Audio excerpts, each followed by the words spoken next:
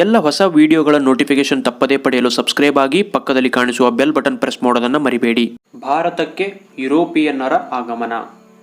ಈ ಅಧ್ಯಾಯದಲ್ಲಿ ನಾವು ಕಲಿಯುವುದು ಏನೆಂದರೆ, ಭಾರತವು ಯುರೋಪಿಯನ್ನರೊಂದಿಗೆ ಹೊಂದಿದ್ದ ವ್ಯಾಪಾರ ಸಂಬಂಧ, ಭಾರತಕ್ಕೆ ವ್ಯಾಪಾರಕ್ಕಾಗಿ ಬಂದ ಯುರೋಪಿಯನ್ನರು, ಯುರೋಪಿಯನ್ನರ ರಾಜಕೀಯ ಏಳಿಗೆಯ ಹಿನ್ನೆಲೆ, ಕಾರ್ನಾಟಿಕ್ ಯುದ್ಧಗಳು, ಪ್ಲಾಸಿ ಕದನ, ಬಕ್ಸಾರ್ ಕದನ, ದ್ವಿಪ್ರಭುತ್ವ ಪದ್ಧತಿ, ಬ್ರಿಟಿಷರ ಆಕ್ರಮಣ ನೀತಿ, ಇವುಗಳೆಲ್ಲವನ್ನ ಈ ವಿಡಿಯೋದಲ್ಲಿ ನಾವು ತಿಳಿಯೋಣ. ಭಾರತ ಮತ್ತು ಯುರೋಪಿನ ನಡುವೆ ಪ್ರಾಚೀನ ಕಾಲದಿಂದಲೂ ವಾಣಿಜ್ಯ ಸಂಬಂಧಗಳು ಏರ್ಪಟ್ಟಿದ್ದವು. ಪ್ರಮುಖವಾಗಿ ಭಾರತದ ಸಾಂಬಾರ ಪದಾರ್ಥಗಳಾದ ಮೆಣಸು, ಜೀರಿಗೆ, ದಾಲ್ಚಿನ್ನಿ, ಏಲಕ್ಕಿ, ಶುಂಠಿ ಮುಂತಾದ ಉತ್ಪನ್ನಗಳಿಗೆ ಯುರೋಪಿನಲ್ಲಿ ಅಪಾರ ಬೇಡಿಕೆ ಇತ್ತು. ಮಧ್ಯಕಾಲದಲ್ಲಿಯೂ ಯುರೋಪ್, ಭಾರತ ಮತ್ತು ಇತರ ಏಷ್ಯಾ ದೇಶಗಳ ನಡುವೆ ವ್ಯಾಪಾರ ಮುಂದುವರಿಯಿತು. ಏಷ್ಯಾದ ಸರಕುಗಳನ್ನು ಅರಬ್ ವರ್ತಕರು ಪೂರ್ವ ರೋಮನ್ ಸಾಮ್ರಾಜ್ಯದ ರಾಜಧಾನಿಯಾದ ಕಾನ್ಸ್ಟಾಂಟಿನೋಪಲ್ ನಗರಕ್ಕೆ ತಲುಪಿಸುತ್ತಿದ್ದರು. ಅಲ್ಲಿಂದ ಇಟಲಿಯ ವರ್ತಕರು ಅವುಗಳನ್ನು ಕೊಂಡು ಯುರೋಪಿಯನ್ ದೇಶಗಳಿಗೆ ಮಾರುತ್ತಿದ್ದರು. ಹೀಗೆ ಕಾನ್ಸ್ಟಾಂಟಿನೋಪಲ್ ಅಂತಾರಾಷ್ಟ್ರೀಯ ಸರಕು ವಿನಿಮಯ ಕೇಂದ್ರವಾಗುವ ಮೂಲಕ ಯುರೋಪಿನ ವ್ಯಾಪಾರದ ಹೆಬ್ಬಾಗಿಲೆಂದೇ ಪರಿಗಣಿಸಲ್ಪಟ್ಟಿತು.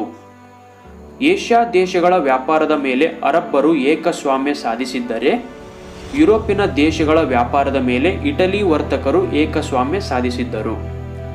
ಏಷ್ಯಾದ ಸರಕುಗಳು ಇಟಲಿಯ ವರ್ತಕರಿಗೆ ಒಳ್ಳೆಯ ಲಾಭವನ್ನು ತಂದುಕೊಡುತ್ತಿದ್ದವು. ಕಾನ್ಸ್ಟಾಂಟಿನೋಪಲ್ ನಗರದ ವಶ. ಏಷ್ಯಾ ಮತ್ತು ಯುರೋಪ್ ನಡುವಿನ ವ್ಯಾಪಾರ ವ್ಯವಹಾರಗಳು ಕಾನ್ಸ್ಟಾಂಟಿನೋಪಲ್ ನಗರದ ಮೂಲಕ ನಡೆಯುತ್ತಿತ್ತು. 1453ರಲ್ಲಿ ಆಟೋಮನ್ ಟರ್ಕರು ಕಾನ್ಸ್ಟಾಂಟಿನೋಪಲ್ ನಗರವನ್ನು ವಶಪಡಿಸಿಕೊಂಡರು.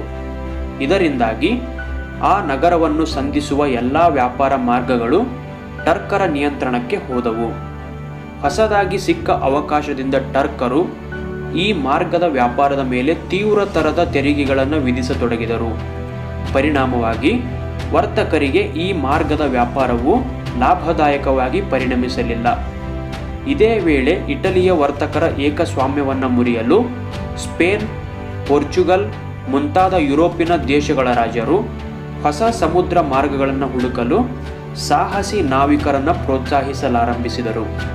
ಇದಕ್ಕೆ ಪೂರಕವಾಗಿ ಹೊಸ ವೈಜ್ಞಾನಿಕ ಆವಿಷ್ಕಾರಗಳಾದ ದಿಕ್ಸೂಚಿ, ಆಸ್ಟ್ರೋಲೋಬ್, ಸಿಡಿಮದ್ದು ಮೊದಲಾದವುಗಳು ನೆರವಿಗೆ ಬಂದವು. ಭಾರತಕ್ಕೆ ಹೊಸ ಜಲಮಾರ್ಗ.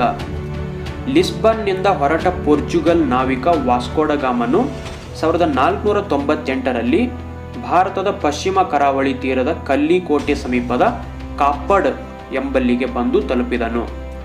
ಆ ಮೂಲಕ ಭಾರತ ಹಾಗೂ ಯುರೋಪ್ ನಡುವೆ ಹೊಸ ಜಲಮಾರ್ಗವನ್ನು ಕಂಡುಹಿಡಿಯುವಲ್ಲಿ ಯಶಸ್ವಿಯಾದನು. ವಾಸ್ಕೋಡಗಾಮನು ಕಂಡುಹಿಡಿದ ಈ ಜಲಮಾರ್ಗವು ಸುಮಾರು ವರ್ಷಗಳ ಕಾಲ ಭಾರತ ಮತ್ತು ಯುರೋಪ್ ನಡುವಿನ ವ್ಯಾಪಾರ ಮಾರ್ಗವಾಗಿ ಮಾರ್ಪಟ್ಟಿತು. ಹೀಗೆ ಭಾರತದೊಂದಿಗೆ ಮರು ವ್ಯಾಪಾರ ಸಂಬಂಧವನ್ನು ಸ್ಥಾಪಿಸಿದ ಯುರೋಪಿಯನ್ನರಲ್ಲಿ ಪೋರ್ಚುಗೀಸರು ಮೊದಲಿಗರಾದರು. ಯುರೋಪಿನ ವ್ಯಾಪಾರಿ ಕಂಪನಿಗಳು. ಪೋರ್ಚುಗೀಸರ ಯಶಸ್ವಿ ಪ್ರಯತ್ನಗಳಿಂದ ಪ್ರೇರಣೆಗೊಂಡ ಯುರೋಪಿನ ಡಚ್, ಇಂಗ್ಲಿಷ್ ಮತ್ತು ಫ್ರೆಂಚ್ ವ್ಯಾಪಾರಿ ಕಂಪನಿಗಳು ಭಾರತಕ್ಕೆ ಬಂದವು.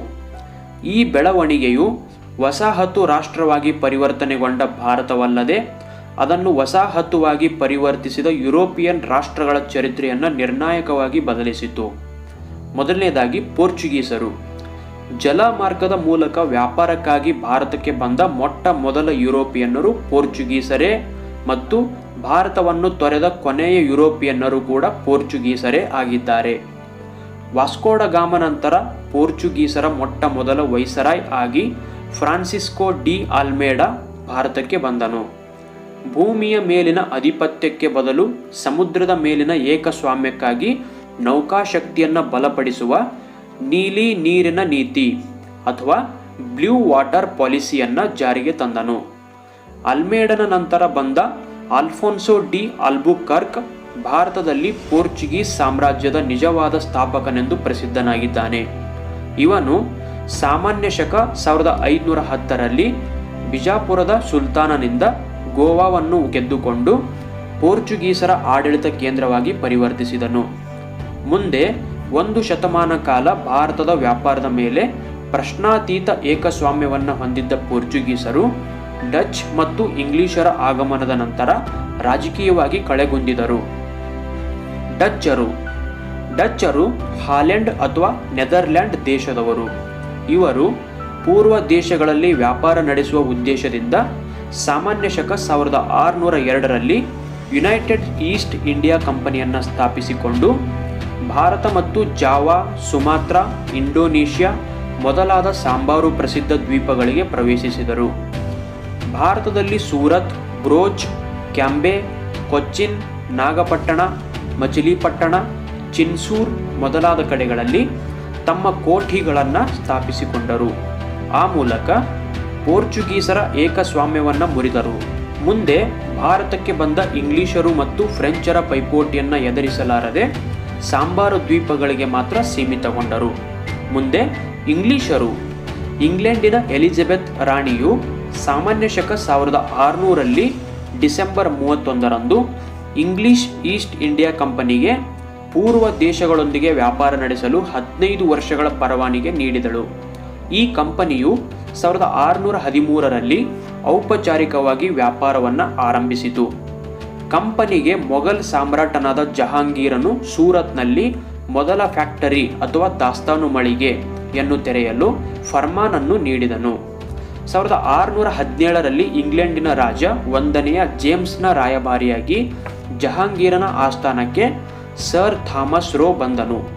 ಇವನು ಜಹಾಂಗೀರನಿಂದ ಮೊಘಲ್ ಸಾಮ್ರಾಜ್ಯದ ಕೆಲವೆಡೆಗಳಲ್ಲಿ ಫ್ಯಾಕ್ಟರಿಗಳನ್ನು ಸ್ಥಾಪಿಸಲು ಅನುಮತಿ ಪಡೆದನು. ಅದರಂತೆ ಇಂಗ್ಲಿಷರು ಆಗ್ರಾ, ಅಹಮದಾಬಾದ್ ಮತ್ತು ಬ್ರೋಚ್ಗಳಲ್ಲಿ ಫ್ಯಾಕ್ಟರಿಗಳನ್ನು ನಿರ್ಮಿಸಿದರು. ಇಂಗ್ಲಿಷರು 1639ರಲ್ಲಿ ಚಂದ್ರಗಿರಿಯ ರಾಜನಿಂದ ಮದ್ರಾಸ್ನಲ್ಲಿ ಭೂಮಿಯನ್ನು ಪಡೆದು ಸೇಂಟ್ ಜಾರ್ಜ್ ಫೋರ್ಟ್ ಎಂಬ ಬಲಿಷ್ಠ ಕೋಟೆಯನ್ನು ಕಟ್ಟಿದರು. ಮುಂದೆ ಇಂಗ್ಲೆಂಡಿನ ರಾಜಕುಮಾರ 2ನೇ ಚಾರ್ಲ್ಸನು ಬಾಂಬೆಯನ್ನು 1668ರಲ್ಲಿ ಕಂಪನಿಗೆ ಬಾಡಿಗೆ ವಹಿಸಿಕೊಟ್ಟನು.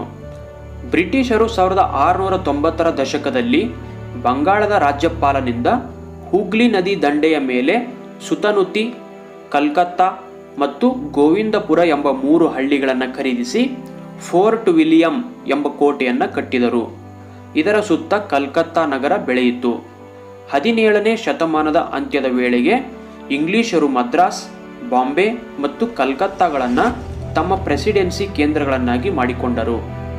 18ನೆಯ ಶತಮಾನದ ಉತ್ತರಾರ್ಧದಲ್ಲಿ ಇಂಗ್ಲಿಷರು ಕಲ್ಕತ್ತಾವನ್ನು ತಮ್ಮ ರಾಜಧಾನಿಯನ್ನಾಗಿ ಮಾಡಿಕೊಂಡರು. ತಮ್ಮ ಅಧೀನದಲ್ಲಿದ್ದ ಪ್ರದೇಶಗಳಲ್ಲಿ ತಮ್ಮದೇ ನಾಗರಿಕ ಮತ್ತು ಅಪರಾಧ ಕಾನೂನುಗಳನ್ನು ಜಾರಿಗೆ ತಂದರು.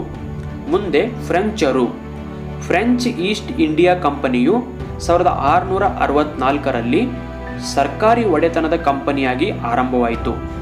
ಇದು 1668ರಲ್ಲಿ ತನ್ನ ಪ್ರಪ್ರಥಮ ದಾಸ್ತಾನು ಮಳಿಗೆ ಅಥವಾ ಕೋಠಿಯನ್ನು ಸೂರತ್ನಲ್ಲಿ ಆರಂಭಿಸಿತು. ನಂತರ ಮಚಲಿಪಟ್ಟಣ, ಚಂದ್ರನಗರ್, ಮಾಹೆ, ಕಾರೈಕಲ್ಲು, ಕಾಸಿಂ ಬಜಾರ್, ಬಾಲಸೂರ್ಗಳನ್ನು ತಮ್ಮ ಕೇಂದ್ರಗಳನ್ನಾಗಿ ಮಾಡಿಕೊಂಡರು. ಫ್ರೆಂಚರು 1674ರಲ್ಲಿ ವಾಲಿಕೊಂಡಪುರಂನ ಸ್ಥಳೀಯ ಮುಸ್ಲಿಂ ಅಧಿಕಾರಿಯಿಂದ ಒಂದು ಹಳ್ಳಿಯನ್ನು ಪಡೆದರು. ಕ್ರಮೇಣ ಇದನ್ನೇ ದೊಡ್ಡ ವ್ಯಾಪಾರ ಕೇಂದ್ರವನ್ನಾಗಿ ಮಾರ್ಪಡಿಸಿ ತಮ್ಮ ರಾಜಧಾನಿಯನ್ನಾಗಿ ಮಾಡಿಕೊಂಡರು. ಅದೇ ಪುದುಚೇರಿ ಅಥವಾ ಪಾಂಡಿಚೇರಿ. ಇದು ಫ್ರೆಂಚರು ಭಾರತ ತೊರೆದು ಹೋಗುವವರೆಗೆ ಅವರ ರಾಜಧಾನಿಯಾಗಿತ್ತು. 1746ರಲ್ಲಿ ಪಾಂಡಿಚೇರಿಯ ಗವರ್ನರ್ ಆಗಿ ಬಂದ ಡೂಪ್ಲೆ ಎಂಬ ಮಹತ್ವಾಕಾಂಕ್ಷಿ ಅಧಿಕಾರಿಯು ದಕ್ಷಿಣ ಭಾರತದಲ್ಲಿ ಫ್ರೆಂಚರ ಆಡಳಿತವನ್ನು ಸ್ಥಾಪಿಸಲು ಹವಣಿಸಿದನು.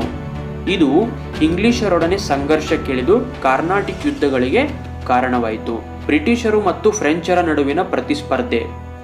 ಪೋರ್ಚುಗೀಸರು ಮತ್ತು ಡಚ್ಚರು 18ನೆಯ ಶತಮಾನದ ಮಧ್ಯಂತರ ಹೊತ್ತಿಗೆ ಬ್ರಿಟಿಷರು ಮತ್ತು ಫ್ರೆಂಚರ ಪೈಪೋಟಿಯನ್ನು ಎದುರಿಸಲಾರದೆ ಭಾರತದ ರಾಜಕೀಯ ರಂಗದಿಂದ ಹಿಂದೆ ಸರಿದರು. ಅಂತಿಮವಾಗಿ ಕಣದಲ್ಲಿ ಉಳಿದ ಬ್ರಿಟಿಷರು ಮತ್ತು ಫ್ರೆಂಚರು ದಕ್ಷಿಣ ಭಾರತದಲ್ಲಿ ತಮ್ಮ ರಾಜಕೀಯ ಪ್ರಭಾವವನ್ನು ಉಳಿಸಿಕೊಳ್ಳುವ ಸಲುವಾಗಿ ಶಕ್ತಿ ಪ್ರದರ್ಶನಕ್ಕೆ ಮುಂದಾದರು. ಇದೇ ಸಂದರ್ಭದಲ್ಲಿ ಹೈದರಾಬಾದ್ ಸಂಸ್ಥಾನ ಮತ್ತು ಕಾರ್ನಾಟಿಕ್ ಪ್ರಾಂತ್ಯದಲ್ಲಿನ ರಾಜಕೀಯ ಅಸ್ಥಿರತೆ ಲಾಭ ಪಡೆಯಲು ಫ್ರೆಂಚರು ಮತ್ತು ಬ್ರಿಟಿಷರು ಪ್ರಯತ್ನಿಸಿದರು. ಅದರ ಪರಿಣಾಮವಾಗಿಯೇ 3 ಕಾರ್ನಾಟಿಕ್ ಯುದ್ಧಗಳು ನಡೆದವು.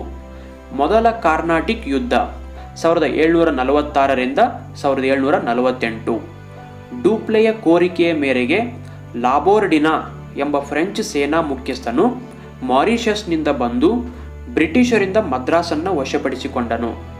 ಅಸಹಾಯಕನಾದ ಬ್ರಿಟಿಷರು ಕಾರ್ನಾಟಿಕ್ ನವಾಬನಾದ ಅನ್ವರುದ್ದೀನ್ನಲ್ಲಿ ಮೊರೆಯಿಟ್ಟರು. ಮದ್ರಾಸ್ನಿಂದ ಫ್ರೆಂಚರನ್ನು ಹೊರಗಟ್ಟಲು ಅನ್ವರುದ್ದೀನ್ ಕಳುಹಿಸಿಕೊಟ್ಟ ಸೇನೆಯು ಸೋತಿತು. ಕೊನೆಗೆ ಲಾಬೋರ್ಡಿನನು ಡೂಪ್ಲೆಗೆ ತಿಳಿಸದೆ ಬ್ರಿಟಿಷರಿಂದ ಹಣ ಪಡೆದು ಮದ್ರಾಸನ್ನು ಬಿಟ್ಟುಕೊಟ್ಟು ಮಾರಿಷಸ್ಗೆ ಹೊರಟು ಹೋದನು.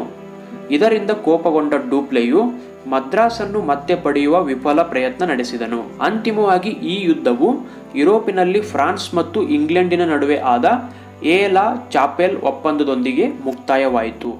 ಹೈದರಾಬಾದ್ ಸಂಸ್ಥಾನದ ನಿಜಾಮನಾದ ಅಸಫ್ ಜಾ 1748ರಲ್ಲಿ ಮರಣ ಹೊಂದಿದನು. ಸಿಂಹಾಸನಕ್ಕಾಗಿ ಅವನ ಮಗನಾದ ನಾಸಿರ್ ಜಂಗ್ ಮತ್ತು ಅವನ ಮಗಳ ಮಗನಾದ ಮುಜಾಫರ್ ಜಂಗ್ ನಡುವೆ ಕಲಹ ಆರಂಭವಾಯಿತು. ಅತ್ತ ಕರ್ನಾಟಕದಲ್ಲಿ ಚಂದಾ ಸಾಹೇಬ್ ಮತ್ತು ಅನ್ವರುದ್ದೀನ್ ನಡುವೆ ಸಿಂಹಾಸನಕ್ಕಾಗಿ ಕಿತ್ತಾಟ ಆರಂಭವಾಯಿತು. ಆಗ ಫ್ರೆಂಚರು ಹೈದರಾಬಾದ್ನಲ್ಲಿ ಮುಜಾಫರ್ ಜಂಗನಿಗೂ ಕರ್ನಾಟಕನಲ್ಲಿ ಚಂದಾ ಸಾಹೇಬನಿಗೂ ಬೆಂಬಲ ನೀಡಿದರು.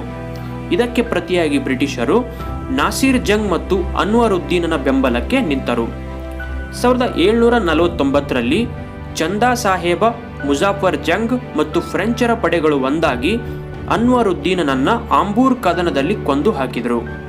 ಪರಿಣಾಮವಾಗಿ ಚಂದಾ ಸಾಹೇಬ ಕರ್ನಾಟಕನ ನವಾಬನಾದನು.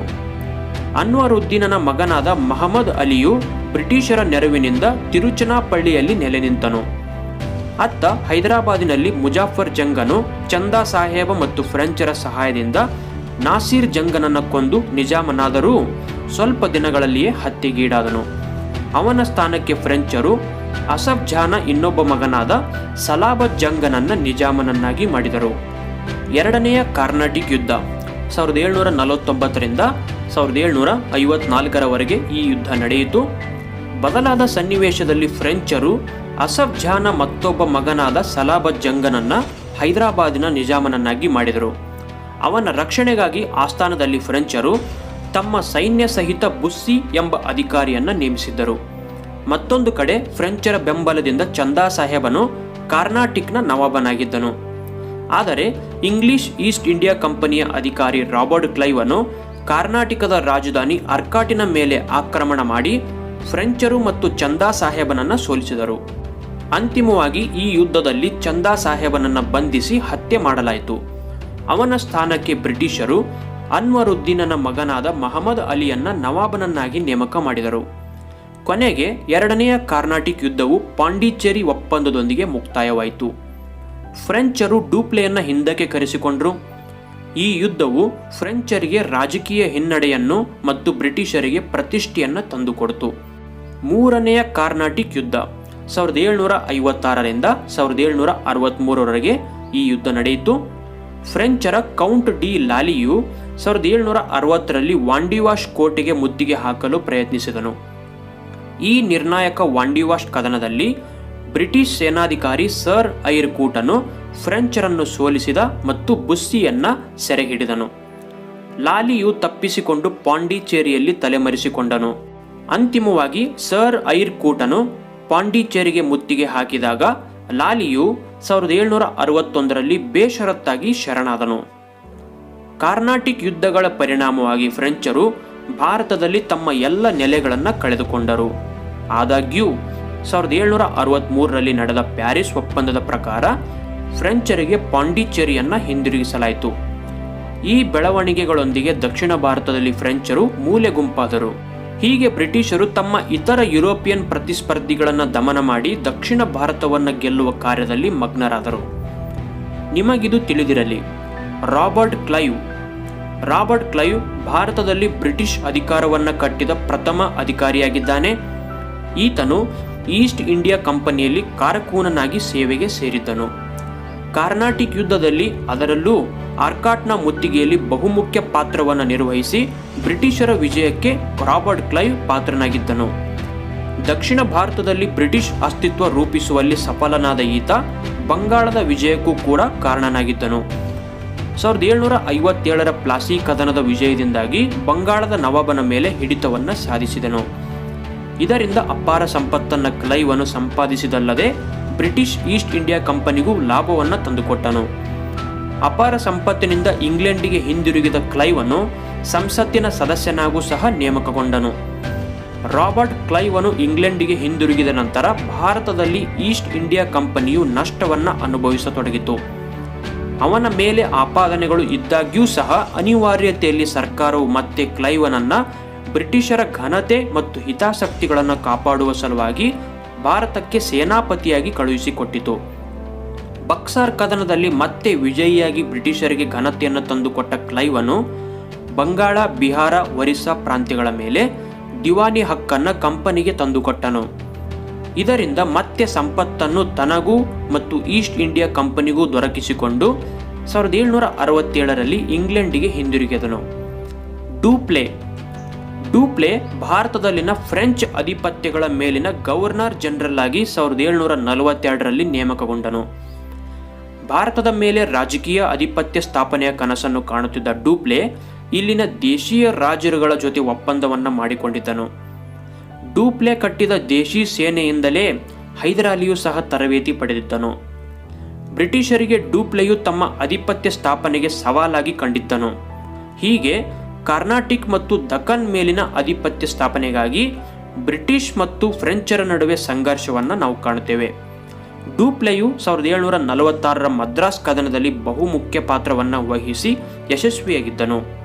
ಫ್ರೆಂಚರು ಮತ್ತು ಬ್ರಿಟಿಷರ ನಡುವಿನ ಸಂಘರ್ಷವು 1754ರವರೆಗೆ ನಡೆಯಿತು. ತದನಂತರದಲ್ಲಿ ಫ್ರಾನ್ಸಿನ ಸರ್ಕಾರವೇ ಶಾಂತಿಯನ್ನು ಬಯಸಿ ಡೂಪ್ಲೆಯನ್ನು ಹಿಂದಕ್ಕೆ ಕರೆಸಿಕೊಂಡಿತು. ಭಾರತದಲ್ಲಿ ಬ್ರಿಟಿಷ್ ಆಳ್ವಿಕೆ. ದಕ್ಷಿಣ ಭಾರತದಲ್ಲಿ ರಾಜಕೀಯ ನಿಯಂತ್ರಣ ಸಾಧಿಸಿದ ಬ್ರಿಟಿಷರು 18ನೆಯ ಶತಮಾನದ ದ್ವಿತೀಯಾರ್ಧದಲ್ಲಿ ಸಂಪದ್ಭರಿತ ಬಂಗಾಳ ಪ್ರಾಂತ್ಯದ ಮೇಲೆ ಪೂರ್ಣ ನಿಯಂತ್ರಣ ಸಾಧಿಸಲು ಮುಂದಾದರು. ಕೃಷಿ, ವಾಣಿಜ್ಯ ಮತ್ತು ಕೈಗಾರಿಕಾ ಕ್ಷೇತ್ರದಲ್ಲಿ ಬಂಗಾಳ ಪ್ರಾಂತ್ಯವು ಸಮೃದ್ಧ ಬೆಳವಣಿಗೆಯನ್ನು ಹೊಂದಿತ್ತು. ಇಂಗ್ಲಿಷ್ ಈಸ್ಟ್ ಇಂಡಿಯಾ ಕಂಪನಿಯು ಈ ಪ್ರಾಂತ್ಯದಿಂದ ಅಪಾರ ಲಾಭವನ್ನು ಗಳಿಸ್ತಾ ಇತ್ತು. 1717ರಲ್ಲಿ ಮೊಘಲ್ ದೊರೆ ಫಾರೂಕ್ ಶಿಯಾರನು ಬಂಗಾಳದಲ್ಲಿ ಮುಕ್ತ ವ್ಯಾಪಾರ ನಡೆಸಲು ಕಂಪನಿಗೆ ನೀಡಿದ ದಸ್ತಕ್ಗಳೇ ಅವರ ಲಾಭಕ್ಕೆ ಕಾರಣಗಳಾಗಿದ್ದವು. ದಸ್ತಕ್ಗಳು ಎಂದರೆ ಯಾವುದೇ ತೆರಿಗೆ ಇಲ್ಲದೆ ಸರಕುಗಳ ಆಮದು ಮತ್ತು ರಫ್ತು ಮಾಡಲು ಹಾಗೂ ಸರಕು ಸಾಗಣೆ ಮಾಡಲು ಬೇಕಾದ ಪರವಾನಗಿ ಪತ್ರವಾಗಿತ್ತು. ಆದರೆ ಕಂಪನಿಗೆ ಸೀಮಿತವಾಗಿದ್ದ ಈ ದಸ್ತಕ್ಗಳನ್ನು ಕಂಪನಿಯ ನೌಕರರು ತಮ್ಮ ಖಾಸಗಿ ವ್ಯಾಪಾರ ವ್ಯವಹಾರಕ್ಕಾಗಿ ದುರುಪಯೋಗಪಡಿಸಿಕೊಳ್ಳತೊಡಗಿದರು. ಇದರಿಂದ ಬಂಗಾಳ ಸರ್ಕಾರಕ್ಕೆ ಅಪಾರ ನಷ್ಟ ಉಂಟಾಗುತ್ತಿತ್ತು. ಆದ್ದರಿಂದ ಮುರ್ಷಿದ್ ಅಲಿ ಖಾನ್ನಿಂದ ಅಲಿವರ್ದಿ ಖಾನ್ ವರೆಗಿನ ಎಲ್ಲ ನವಾಬರು ದಸ್ತಕ್ನ ದುರುಪಯೋಗವನ್ನು ವಿರೋಧಿಸ್ತಾ ಇದ್ದರು. ಮುಂದೆ ಇದೇ ವಿಚಾರವು ನವಾಬ ಮತ್ತು ಕಂಪನಿಯ ನಡುವೆ ಸಂಘರ್ಷಕ್ಕೆ ಎಡೆ ಮಾಡಿಕೊಟ್ಟಿತು. ಇದರ ಪರಿಣಾಮವಾಗಿಯೇ ಭಾರತದ ಇತಿಹಾಸಕ್ಕೆ ಹೊಸ ತಿರುವನ್ನು ಕೊಟ್ಟ ಅತ್ಯಂತ ಮಹತ್ವಪೂರ್ಣವಾದ 2 ಯುದ್ಧಗಳು ನಡೆದವು. ಅವುಗಳೇ ಪ್ಲಾಸಿ ಮತ್ತು ಬಕ್ಸಾರ್ ಕದನಗಳು. ಪ್ಲಾಸಿ ಕದನ 1757. ಬಂಗಾಳದ ನವಾಬನಾದ ಅಲಿವರ್ದಿ ಖಾನನು 1756ರಲ್ಲಿ ನಿಧನ ಹೊಂದಿದನು. ನಂತರ ಅವನ ಮೊಮ್ಮಗನಾದ ಸಿರಾಜ್ ಉದ್ದೌಲನು ಅಧಿಕಾರಕ್ಕೆ ಬಂದನು. ಯುವ ನವಾಬನಾದ ಸಿರಾಜ್ ಉದ್ದೌಲನಿಗೂ ಮತ್ತು ಬ್ರಿಟಿಷರಿಗೂ 1757ರಲ್ಲಿ ಇತಿಹಾಸ ಪ್ರಸಿದ್ಧ ಪ್ಲಾಸಿ ಕದನ ನಡೆಯಿತು. ಪ್ಲಾಸಿ ಕದನಕ್ಕೆ ಕಾರಣಗಳೇನು? ಮೊದಲನೇ ಕಾರಣ ದಸ್ತಕಗಳ ದುರುಪಯೋಗ. ಕಂಪನಿಯ ವ್ಯಾಪಾರಕ್ಕಾಗಿ ನೀಡಿದ ದಸ್ತಕ್ಗಳನ್ನು ಬ್ರಿಟಿಷ್ ನೌಕರರು ದುರುಪಯೋಗಪಡಿಸಿಕೊಳ್ಳುವ ಮೂಲಕ ರಾಜ್ಯದ ಬೊಕ್ಕಸಕ್ಕೆ ನಷ್ಟವನ್ನು ಉಂಟು ಮಾಡ್ತಾ ಇದ್ರು. ಇದು ಸಿರಾಜುದ್ದೌಲನನ್ನ ಕೆರಳಿಸಿತು. ಎರಡನೇ ಕಾರಣ ಅನುಮತಿ ಇಲ್ಲದೆ ಕೋಟೆಯ ದುರಸ್ತಿ ಮಾಡಿಸಿದ್ದು. ಬ್ರಿಟಿಷರು ಫ್ರೆಂಚರ ಭಯದಿಂದ ಕಲ್ಕತ್ತಾದ ಕೋಟೆಯನ್ನು ಬಲಪಡಿಸಿ ಫಿರಂಗಿಗಳನ್ನು ಇಟ್ಟರು. ಅನುಮತಿ ಪಡೆಯದೆ ಕೋಟೆಯನ್ನು ದುರಸ್ತಿ ಮಾಡಿಸಿದ್ದರಿಂದ ಫಿರಂಗಿಗಳನ್ನು ತೆಗೆದುಹಾಕಲು ಸಿರಾಜುದ್ದೌಲ ಸೂಚಿಸಿದ. ಆದರೆ ಬ್ರಿಟಿಷರು ಪಾಲಿಸಲಿಲ್ಲ. ಇದರಿಂದ ಸಿರಾಜುದ್ದೌಲ ಆಕ್ರೋಶಗೊಂಡನು. ಪ್ಲಾಸಿ ಕದನಕ್ಕೆ ಮೂರನೇ ಕಾರಣ ಕಪ್ಪು ಕೋಣೆ ದುರಂತ. ಸಿರಾಜುದ್ದೌಲನು ಪೋರ್ಟ್ ವಿಲಿಯಂ ಕೋಟೆಯನ್ನು ಸುಲಭವಾಗಿ ಗೆದ್ದು ಕೆಲವರನ್ನ ಸೆರೆ ಹಿಡಿದನು. ಸಿರಾಜನು ಆಕ್ರಮಣದಲ್ಲಿ ಸೆರೆ ಸಿಕ್ಕಿದ 146 ಬ್ರಿಟಿಷರನ್ನ ಚಿಕ್ಕ ಕೊಠಡಿಯೊಂದಲ್ಲಿ ಬಂಧಿಸಿಟ್ಟನು. ಅವರಲ್ಲಿ 123 ಮಂದಿ ಅಸುನೀಗಿದರು ಎಂಬುದಾಗಿತ್ತು. ಇದನ್ನು ಕಪ್ಪು ಕೋಣೆಯ ದುರಂತ ಎಂದು ಕರೆಯಲಾಗಿದೆ. ಈ ಸುದ್ದಿ ಕೇಳಿ ರಾಬರ್ಟ್ ಕ್ಲೈವ್ ಉಗ್ರ ಕೋಪದಲ್ಲಿ ಬಲಿಷ್ಠ ಸೇನೆಯೊಂದಿಗೆ ಬಂಗಾಳಕ್ಕೆ ಧಾವಿಸಿದನು. ಮೊದಲು ನವಾಬನ ವಿರೋಧಿಗಳಾದ ಮಾಣಿಕ್ ಚಂದ್, ಓಮಿ ಚಾಂದ್, ಜಗತ್ ಸೇಠ್ ಮೊದಲಾದ ಶ್ರೀಮಂತರನ್ನ ರಾಬರ್ಟ್ ಕ್ಲೈವ್ ತನ್ನತ್ತ ಸೆಳೆದುಕೊಂಡನು. ನಂತರ ಸಿರಾಜುದ್ದೌಲ್ನ ಸೇನಾಧಿಪತಿಯಾದ ಮೀರ್ ಜಾಫರ್ನಿಗೆ ನವಾಬನನ್ನಾಗಿ ಮಾಡುವ ಆಮಿಷವೊಡ್ಡಿ ಯುದ್ಧದಲ್ಲಿ ತಟಸ್ಥವಾಗಿರಲು ಒಪ್ಪಿಸಿದನು. ಇದರಿಂದ ಧೈರ್ಯಗೊಂಡ ರಾಬರ್ಟ್ ಕ್ಲೈವನು 1757 ಜೂನ್ 23ರಂದು ಸಿರಾಜುದ್ದೌಲನ ಮೇಲೆ ಕದನವನ್ನ ಸಾರಿದನು. ಪ್ಲಾಸಿ ಎಂಬಲ್ಲಿ ನಡೆದ ಕದನದಲ್ಲಿ ಕ್ಲೈವನು ಯೋಜಿಸಿದಂತೆಯೇ ಎಲ್ಲವೂ ನಡೆಯಿತು. ಯುದ್ಧ ಭೂಮಿಯಿಂದ ತಪ್ಪಿಸಿಕೊಂಡ ಸಿರಾಜ್ ಉದ್ದೌಲನನ್ನ ಸೆರೆ ಹಿಡಿದು ಕೊಲ್ಲಲಾಯಿತು. ಪ್ಲಾಸಿ ಕದನದ ಪರಿಣಾಮಗಳೇನು? ಮೊದಲನೇ ಪರಿಣಾಮ, ಈ ಯುದ್ಧವು ಭಾರತೀಯರಲ್ಲಿದ್ದ ಅನೈಕ್ಯತೆ, ಅಸಂಘಟನೆ ಮತ್ತು ಈ ಕಾಲದ ವ್ಯಾಪಾರಿ ವರ್ಗದಲ್ಲಿದ್ದ ಲೋಭಿತನವನ್ನ ಪ್ರದರ್ಶನ ಮಾಡಿತು. ಎರಡನೇ ಪರಿಣಾಮ, ಮೀರ್ ಜಾಫರ್ ಬಂಗಾಳದ ನವಾಬನಾದನು. ಮೂರನೆಯ ಪರಿಣಾಮ, ಕಂಪನಿಯು ಬಂಗಾಳ ಪ್ರಾಂತ್ಯದಲ್ಲಿ ವ್ಯಾಪಾರ ನಡೆಸಲು ಅನಿರ್ಬಂಧಿತ ಹಕ್ಕನ್ನು ಪಡೆಯಿತು. ನಾಲ್ಕನೆಯ ಪರಿಣಾಮ, ಸಿರಾಜುದ್ದೌಲನು ಕಲ್ಕತ್ತಾದ ಮೇಲೆ ನಡೆಸಿದ ಆಕ್ರಮಣಕ್ಕೆ ಪರಿಹಾರವಾಗಿ ಮೀರ್ ಜಾಫರನು ಕಂಪನಿಗೆ 17,70,00,000 ರೂಪಾಯಿಗಳನ್ನು ಪರಿಹಾರವಾಗಿ ಬ್ರಿಟಿಷರಿಗೆ ನೀಡಿದನು. ಒಟ್ಟಾರೆ ಮೀರ್ ಜಾಫರನು ಕಂಪನಿ ಮತ್ತು ನೌಕರರ ಕೈಗೊಂಬೆಯಾಗುವ ಮೂಲಕ ನಿರಂತರ ಶೋಷಣೆಗೆ ಒಳಗಾದನು. ಇದರಿಂದ ನವಾಬನ ಬೊಕ್ಕಸ ಬರಿದಾಯಿತೇ ವಿನಃ ಧನ ಪಿಶಾಚಿಗಳಾದ ಕಂಪನಿಯ ಅಧಿಕಾರಿಗಳ ದೃಶ್ಯ ಮಾತ್ರ ತೀರಲಿಲ್ಲ. ಪರಿಣಾಮವಾಗಿ ಬ್ರಿಟಿಷರು ಮೀರ್ ಜಾಫರ್ ಅಸಮರ್ಥನೆಂದು ಬಿಂಬಿಸಿ ಅವನನ್ನು ನವಾಬ ಸ್ಥಾನದಿಂದ ಪದಚ್ಯುತಗೊಳಿಸಿ ಅವನ ಅಳಿಯನಾದ ಮೀರ್ ಖಾಸಿಂನನ್ನ ಬಂಗಾಳದ ನವಾಬನೆಂದು ನೇಮಿಸಿದರು. ಬಕ್ಸಾರ್ ಕದನ 1764. ಮೀರ್ ಖಾಸಿಂ ಒಬ್ಬ ಸಮರ್ಥ ಆಡಳಿತಗಾರನಾಗಿದ್ದನು. ಈತನು ಸಹ ಆರಂಭದಲ್ಲಿ ಕಂಪನಿಗೆ ನಿಷ್ಠೆಯಿಂದ ಇದ್ದನು. 2 ಲಕ್ಷ ಪೌಂಡ್ ಹಣದ ಜೊತೆಗೆ ಕೆಲವು ಪ್ರದೇಶಗಳನ್ನು ಕಂಪನಿಗೆ ಬಿಟ್ಟುಕೊಟ್ಟಿದ್ದನು. ಆದರೆ ಶೀಘ್ರವೇ ಮೀರ್ ಖಾಸಿಂ ತನ್ನನ್ನು ಸ್ವತಂತ್ರ ರಾಜನೆಂದು ಭಾವಿಸಿದನು. ದಸ್ತಕ್ನ ದುರ್ಬಳಕೆಯನ್ನು ಪರಿಶೀಲಿಸಿ ಬಂಗಾಳದ ಎಲ್ಲ ವ್ಯಾಪಾರವನ್ನು ಸುಂಕ ಮುಕ್ತ ಎಂದು ಘೋಷಣೆ ಮಾಡಿದನು. ಇದರಿಂದಾಗಿ ಭಾರತೀಯರು ಸುಂಕವಿಲ್ಲದೆ ವ್ಯಾಪಾರ ನಡೆಸುವ ಮೂಲಕ ಬ್ರಿಟಿಷರೊಡನೆ ನೇರ ಸ್ಪರ್ಧೆಗಿಳಿದರು. ಪರಿಣಾಮವಾಗಿ ಬ್ರಿಟಿಷರ ವ್ಯಾಪಾರಕ್ಕೆ ಭಾರೀ ಹೊಡೆತ ಬಿದ್ದಿತು. ಬ್ರಿಟಿಷರಿಗೆ ನವಾಬನನ್ನ ವಿರೋಧಿಸಲು ಇದಿಷ್ಟೇ ಸಾಕಾಗಿತ್ತು. ಅವರು ಮೀರ್ ಖಾಸಿಂನನ್ನ ಇಳಿಸಿ ಮತ್ತೆ ಮೀರ್ ಜಾಫರ್ನನ್ನ ನವಾಬನನ್ನಾಗಿ ಮಾಡಿದರು. ಬ್ರಿಟಿಷರ ಕುಟಿಲತೆಯನ್ನೆಲ್ಲ ಅರಿತಿದ್ದ ಮೀರ್ ಖಾಸಿಮನು ಬ್ರಿಟಿಷರ ವಿರುದ್ಧ ಸಂಘಟನಾತ್ಮಕ ಹೋರಾಟಕ್ಕೆ ಮುಂದಾದನು. ಭಾರತೀಯ ವ್ಯಾಪಾರಿಗಳು ಮತ್ತು ವಿವಿಧ ಕಸುಬುದಾರರು ಅವನ ಬೆಂಬಲಕ್ಕೆ ನಿಂತರು. ಈ ನಿಟ್ಟಿನಲ್ಲಿ ಮುಂದುವರೆದ ಮೀರ್ ಖಾಸಿಮನು ಮೊಘಲ್ ದೊರೆ 2ನೇ ಶಾ ಆಲಂ ಮತ್ತು ಔದ್ನ ನವಾಬ ಶೂಜಾ ಉದ್ದೌಲನೊಂದಿಗೆ ಒಪ್ಪಂದ ಮಾಡಿಕೊಂಡನು. ಪರಿಣಾಮವಾಗಿ ಮೀರ್ ಖಾಸಿಂ ನೇತೃತ್ವದ 3 ಸಂಯುಕ್ತ ಸೇನೆಗಳು ಹೆಕ್ಟರ್ ಮನ್ರೋ ನೇತೃತ್ವದ ಬ್ರಿಟಿಷ್ ಸೇನೆಯನ್ನ 1764ರಲ್ಲಿ ಬಕ್ಸಾರ್ ಎಂಬಲ್ಲಿ ಮುಖಾಮುಖಿಯಾದವು. ಅಂತಿಮವಾಗಿ ಯುದ್ಧದಲ್ಲಿ ಮೀರ್ ಖಾಸಿಂ ಸೋತು ಪಲಾಯನ ಮಾಡಿದರೆ ಶಾ ಆಲಂ ಶರಣಾಗತನಾದನು. ಬ್ರಿಟಿಷ್ ಶಕ್ತಿಗೆ ತಡೆಯೊಡ್ಡುವ ಈ ಒಕ್ಕೂಟದ ಪ್ರಯತ್ನ ಸಂಪೂರ್ಣವಾಗಿ ವಿಫಲವಾಯಿತು. ಬಕ್ಸಾರ್ ಕದನದ ಪರಿಣಾಮಗಳೇನು? ಮೊದಲನೇ ಪರಿಣಾಮ, ಈಸ್ಟ್ ಇಂಡಿಯಾ ಕಂಪನಿಗೆ ಬಂಗಾಳದ ಮೇಲಿನ ದಿವಾನಿ ಹಕ್ಕನ್ನು 2ನೇ ಶಾ ಆಲಂ ನೀಡಿದನು. ಎರಡನೇ ಪರಿಣಾಮ, ಶಾ ಆಲಂ ವಾರ್ಷಿಕ 26 ಲಕ್ಷ ರೂಪಾಯಿಗಳನ್ನು ಪಡೆದು ಬಂಗಾಳದ ಮೇಲಿನ ತನ್ನ ಹಕ್ಕನ್ನೆಲ್ಲ ಬಿಟ್ಟು ಕೊಡಬೇಕಾಯಿತು. ಮೂರನೇ ಪರಿಣಾಮ, ಔದ್ನ ನವಾಬನಾದ ಶೂಜಾ ಉದ್ದೌಲನು ಕಂಪನಿಗೆ ಯುದ್ಧ ನಷ್ಟ ಪರಿಹಾರವಾಗಿ 50 ಲಕ್ಷ ರೂಪಾಯಿಗಳನ್ನು ಕೊಡಬೇಕಾಯಿತು. ನಾಲ್ಕನೇ ಪರಿಣಾಮ, ಮೀರ್ ಜಾಫರ್ ಮರಣ ಹೊಂದಿದ್ದರಿಂದ ಅವನ ಮಗನಿಗೆ ವಿಶ್ರಾಂತಿ ವೇತನ ನೀಡಿ ಬಂಗಾಳದ ಪೂರ್ಣ ಆಡಳಿತವನ್ನು ಕಂಪನಿ ನಿರ್ವಹಣೆ ಮಾಡತೊಡಗಿತು. ಅಂತಿಮವಾಗಿ ಬಕ್ಸಾರ್ ಕದನವು ಬ್ರಿಟಿಷರು ಬಂಗಾಳ, ಬಿಹಾರ ಮತ್ತು ಒರಿಸ್ಸಾದ ನಿಜವಾದ ಒಡೆಯರೆಂದು ದೃಢೀಕರಣ ಮಾಡಿತು ಹಾಗೂ ಔದ್ ಕೂಡ ಅವರ ಅಧೀನದಲ್ಲಿ ಉಳಿಯುವಂತಾಯಿತು. 1765ರಲ್ಲಿ ರಾಬರ್ಟ್ ಕ್ಲೈವನು ಬಂಗಾಳದಲ್ಲಿ ದ್ವಿಪ್ರಭುತ್ವ ಪದ್ಧತಿಯನ್ನು ಜಾರಿಗೆ ತಂದನು. ಈ ಪದ್ಧತಿಯಂತೆ ಬ್ರಿಟಿಷರು ಭೂ ಕಂದಾಯ ವಸೂಲಿ ಮಾಡುವ ಹಕ್ಕನ್ನು ಹೊಂದಿದ್ದರು. ದಿವಾನಿ ಹಕ್ಕು ಎಂದರೆ ಭೂ ಕಂದಾಯ ವಸೂಲಿ ಮಾಡುವ ಹಕ್ಕು ಎಂದರ್ಥ. ಆದರೆ ನವಾಬನು ಆಡಳಿತ, ನ್ಯಾಯ ಮೊದಲಾದ ಆಡಳಿತಾತ್ಮಕ ಕಾರ್ಯಗಳನ್ನು ನಿರ್ವಹಿಸ್ತಾ ಇದ್ದ. ಹೀಗೆ ಬ್ರಿಟಿಷರು ತಮ್ಮ ವಾಣಿಜ್ಯ ಹಿತಾಸಕ್ತಿಗಳನ್ನು ಕಾಪಾಡಿಕೊಳ್ಳುವ ಸಲುವಾಗಿ ಭಾರತದಲ್ಲಿ ರಾಜಕೀಯ ಪರಮಾಧಿಕಾರವನ್ನು ಸ್ಥಾಪಿಸಿದರು. ಈ ವಿಡಿಯೋ ನಿಮಗೆ ಇಷ್ಟವಾಗಿದ್ರೆ ತಪ್ಪದೇ ಲೈಕ್ ಬಟನ್ ಪ್ರೆಸ್ ಮಾಡಿ ಲೈಕ್ ಮಾಡಿ. ಈ ವಿಡಿಯೋನ ತಪ್ಪದೇ ನಿಮ್ಮ ಸ್ನೇಹಿತರಿಗೆ ಶೇರ್ ಮಾಡಿ ಹಾಗೂ ನಮ್ಮ ಚಾನಲ್ಗೆ ಯಾರಾದರೂ ಸಬ್ಸ್ಕ್ರೈಬ್ ಆಗಿಲ್ಲ ಅಂದರೆ ಸಬ್ಸ್ಕ್ರೈಬ್ ಮಾಡ್ಕೊಳ್ಳಿ. ಅದರ ಪಕ್ಕದಲ್ಲಿ ಕಾಣ್ತಾ ಇರುವಂತಹ ಬೆಲ್ ಐಕಾನನ್ನು ಕ್ಲಿಕ್ ಮಾಡಿ. ಧನ್ಯವಾದ.